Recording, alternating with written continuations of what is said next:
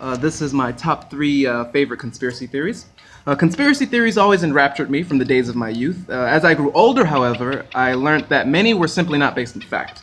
In this essay, I will attempt to debunk three of my favorite superstitions.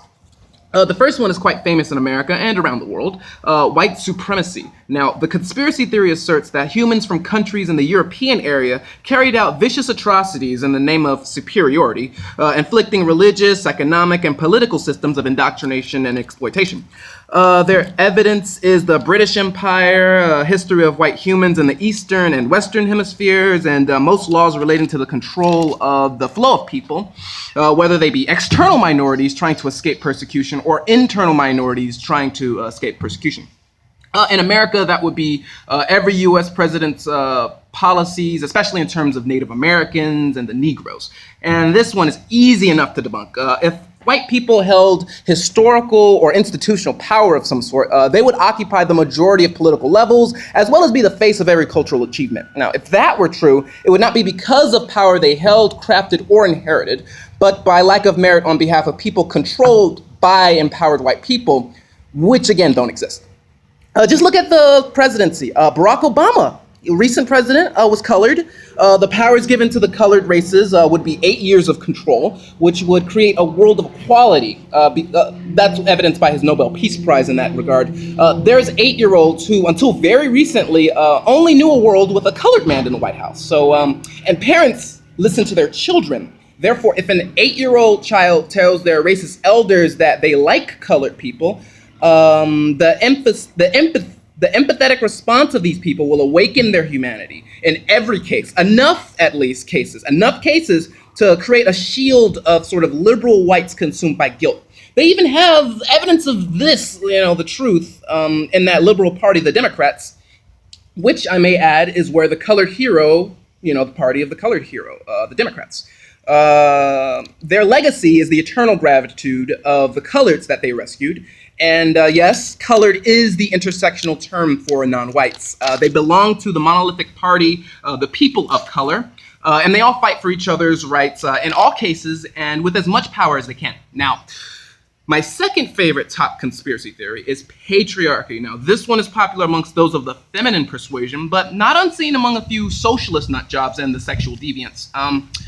This theory goes that humans invent labels for themselves and their environment and can value and evaluate these labels. And the SJWs take a lot of cues from a religion. That's just the story of Adam naming all the animals. Keep that in mind, the labels.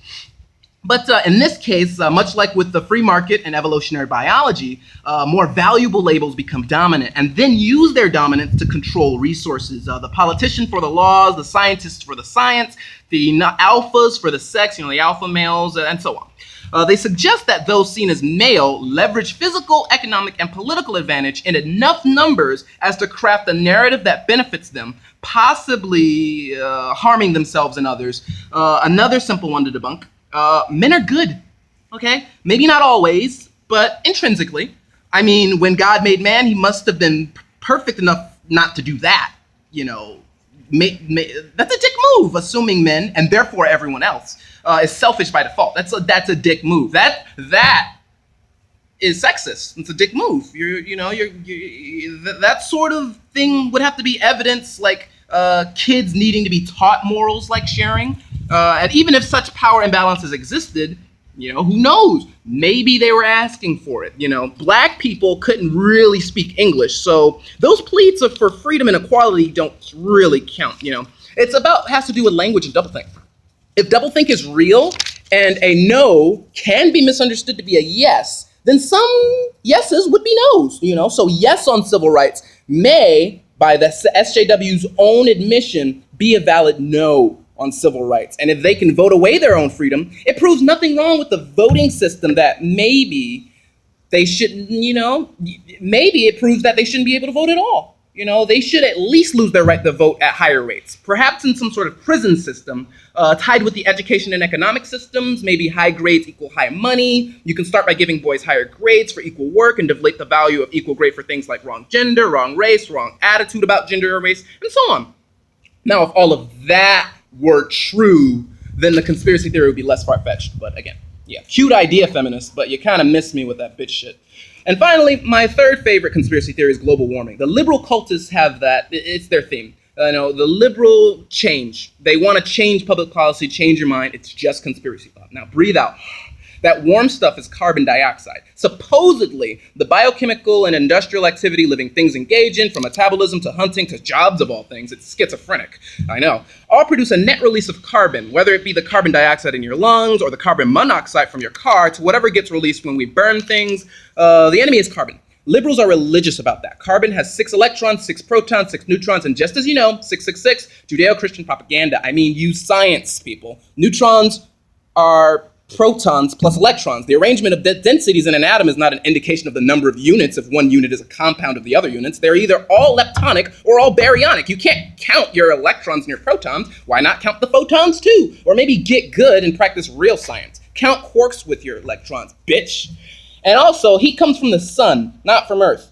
Heating up implies Earth has a cooling down mechanism. It isn't like the void of space is relatively freezing with the thermal energy being trapped by gravity and other physical processes. That would make not only our atmosphere colder as you went up, indicating a thin layer of trapped warmth, but that said warmth depended on constant and regular exposure to sunlight. Things like seasons would be determined not just by Earth's tilt, but rotation and revolution around the sun, and then you would be able to write down time periods of regular movement and even find irregularities. Easy enough to debunk.